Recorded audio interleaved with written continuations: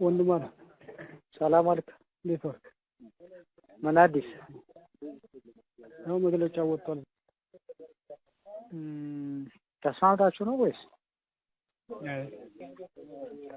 ማዕከላዊ ምክር ቤቱ ፋንክሽናል ሆኖ ምንም አማራጭ የለም።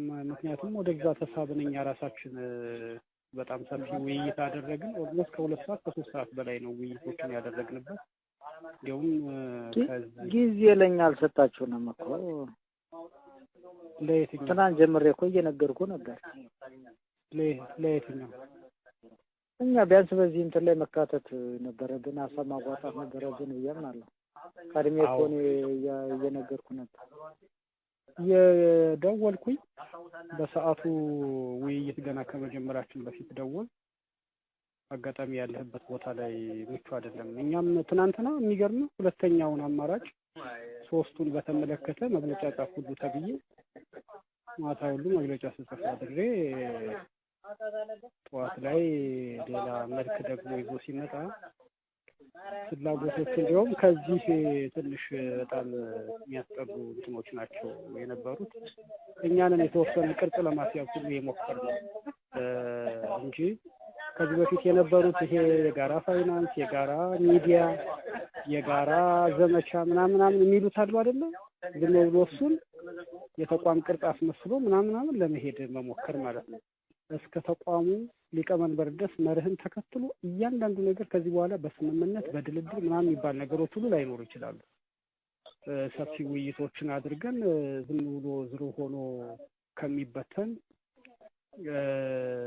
ቅርጽ ለማስያዝ ሞክረናል በተቻለ መጠን።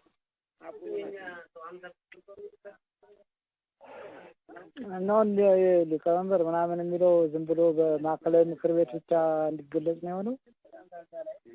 13 የፖሊስ ቢሮ አባላት ተገልጸዋል። የማዕከላዊ ኮማንዶ እነዚህ የማዕከላዊ ምክር ቤቱም አባላት ናቸው። ጀነራሉ ብቸኛ የማንም ወኪል ሳይሆን 13ኛ ማለት ነው። 13ኛ እሱን እንዲካተት አደረግን። ይሄና ምድበው ሳይሰራ ዝም ብሎ ገሲንግ የሆነ ማለት ነው። ከነው ለዚህ ቀን ምናምን ተብሎ ለሰዓት ተብሎ ምንም በቃ ማለት ኦልሬዲ ሊበተን ሆነብን። እኛ ኦልሞስት አንተን እኮ ያጣነው በጣም ከፍተኛ ጭቅጭቅና ዱላ ቀረሽ።